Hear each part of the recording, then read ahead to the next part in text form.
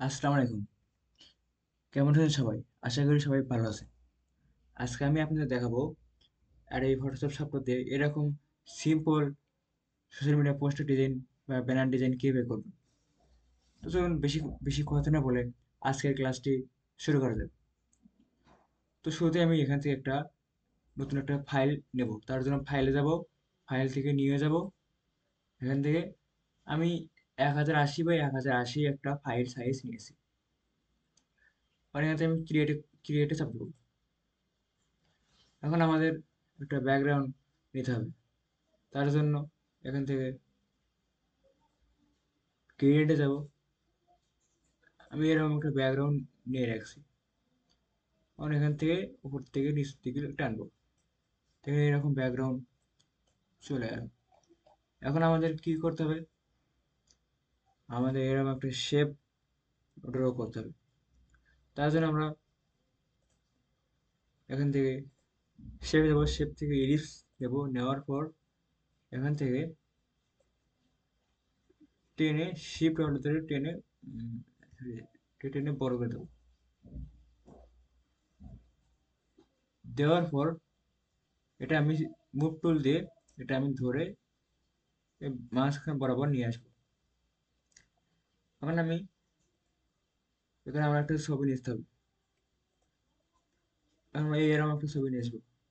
এরকম ছবি আপনারা যদি ফেসবুকে যান, যদি ফেসবুকে যাই, যাওয়ার পর আমরা যদি এখান থেকে যদি ফ্যাশন গার্ল লেখেন তাহলে এরকম অনেক ইমেজ চলে আসবে।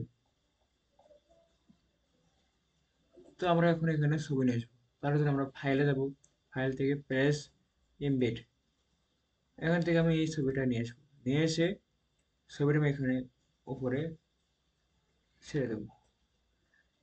আমরা অ্যাডোবি ইলাস্ট্রেটরে যখন কাজ করছি সেক্ষেত্রে আমাদের শেপটা উপরে থাকছে, আর ফটোশপের বেলা আমাদের ছবি থাকবে উপরে, শেপটা থাকবে নিচে। এখন আমরা এটা সিলেক্ট থাকা অবস্থায় এখান থেকে রাইট বাটন ক্লিক করবো। করার পর এখান থেকে আমরা ক্রিয়েট ক্লিপিং মার্কস এটা করে দেবো।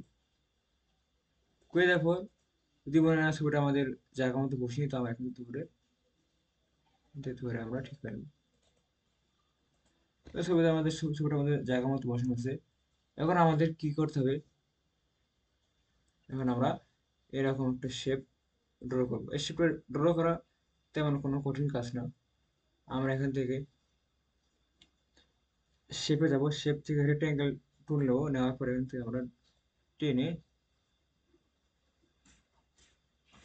বড় করবো। এখন আমরা এখান থেকে এটা বেড়ে দেবো।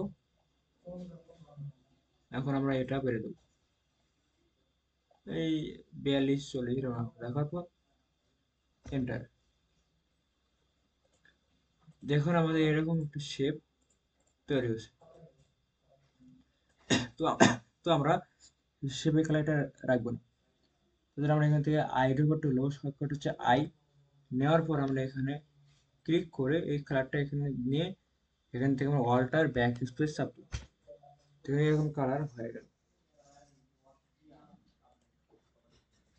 এখন আমরা কি কি করবো? আমরা এই যে লেখাটা আমি আর লিখতেছিলাম, এখান থেকে সরাসরি কপি করে আমি এখানে নিয়ে যাচ্ছি। নিয়ে যেয়ে আমি এখানে ছেড়ে দিলাম। এখন এখানে যে আমি আমি যে কালারটা ইউজ করছি, গ্রেডিং কালারটা, তার জন্য আমরা কি করবো? এই কালারটা ইউজ করা খুব সহজ। আমি লেখাটা সিলেক্ট থাকা অবস্থায় এখান থেকে আমরা টেক্সটে ডাবল ক্লিক করবো। করার পর এরকম একটা ব্রেডিং চলে আসবে। এবং আমরা এখান থেকে ইনার গোলো দেবো। অ্যান্ড এখান থেকে আমরা গ্রেডিয়েন্ট যে গোটা আছে আমরা ওটা দেবো। দেওয়ার পর এখান থেকে আমরা ডাবল ক্লিক করবো। করার পর এখান থেকে আমরা এখানে ডাবল ক্লিক করে এখানে থেকে আমরা নিজের মতো একটা কালার বসে দেবো। দেওয়ার পর এখানে ওকে করে দেবো। দেওয়ার পর আমরা এখানে ওকে করে দেবো। এখন আমাদের লেখা তো ঠিক আছে।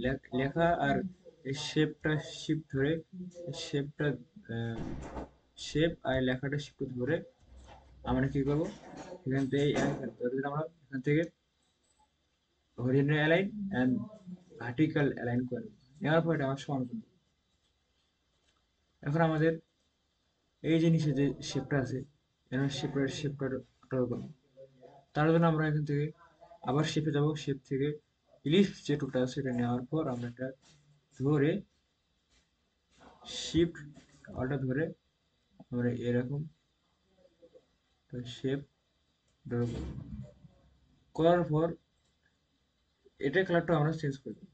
এটা আর কি আছে, হ্যাঁ এরকম কালার করে দেবো। দেওয়ার পর এটা আমরা ধরে শিফট একটু একটু একটু ছোট বানাবো। নেওয়ার পর এখান থেকে আমরা আবার শিফট ছেড়ে থাকা অবস্থায় অল্টার এন্ড ব্যাক চাপ দেবো, ফরগ্রাউন্ড কালারটা করে নেবো। সরি, এখানে চাপ দিয়ে এখানে অল্টার ব্যাক স্পেস নেওয়ার পর আপনারা কি করবেন, এই যে টেক্সট আছে টেক্সটটা আপনারা এখান থেকে নিয়ে আসবেন। আমি লিখে আমি এখান থেকে নিয়ে এসেছি, কারণ ভিডিও লং করলে আপনাদের দেখতে হয়তো বিরক্ত লাগবে। তো আমি এখান থেকে অল্টার ধরে শেপটা আমি এখানে নিয়ে যাবো, এবং এখানে আমি ছেড়ে দেবো। দেওয়ার পর পুরো সেম ওই গ্রেডিং কালার ইউজ করছি, শুধু হোয়াইট ইউজ করছি। এটা শেপ ধরে আর শিপ ধরে এটা লেখাটা ধরে আমরা এখান থেকে horizontal align and vertical align set up করবো। দেওয়ার পর আমাদের মোটামুটি কাজ শেষ।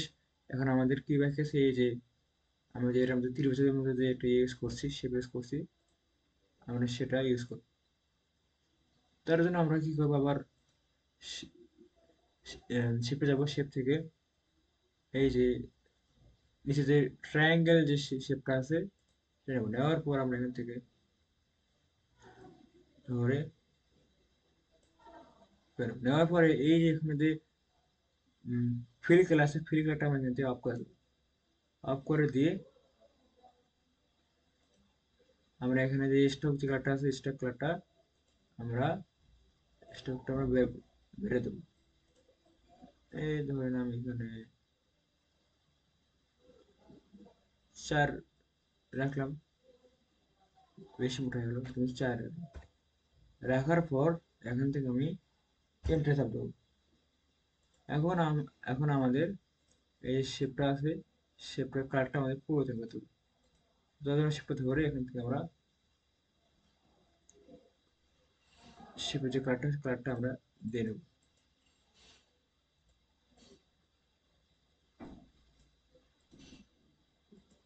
সরি, আমি শেপটা ধরে এখান থেকে হোয়াইট কালার করে নেব।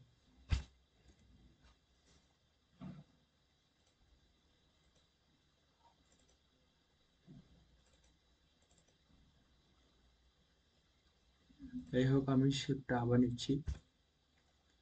এখান থেকে ধরে আমি এখানে যাবো, যাওয়ার পরে এখান থেকে ধরে একটা সাইজ নিয়ে এখান থেকে শেপের যে কালারটা আছে কালারটা আমি এখান থেকে হোয়াইট করে দেবো। করে দেওয়ার পর এখানে আমি 4 লিখে এন্টার দেবো। এখান থেকে যে ফিল কালারটা এখান থেকে অফ করে দেবো, আমাদের ফিল কালার এখানে কোনো দরকার নেই। দেওয়ার পর আবার এন্টার। এখানে মুভ করলে এটাই আবার স্পেস ধরে এখান থেকে ওয়ালটা ধরে এটাই কপি করে নেব। নেওয়ার পর এটা একটু রাউন্ড করে দেব, আবার এই শেপটা ধরে এটা একটু রাউন্ড করে দেব। দেওয়ার পর এখানে আমরা ওকে করে দেব। দেখুন চমৎকার এই ডিজাইনটা আমরা কত সহজে তৈরি করলাম। এটা খুব সিম্পল ডিজাইন, তেমন কোনো ইউনিক ডিজাইন না। তো আজকে ক্লাস এ পর্যন্তই, আবার দেখা হবে নেক্সট ক্লাসে। যদি আমার ভিডিও যদি ভালো লাগে তাহলে আমার চ্যানেলটি সাবস্ক্রাইব করবেন এবং পাশে থাকবেন।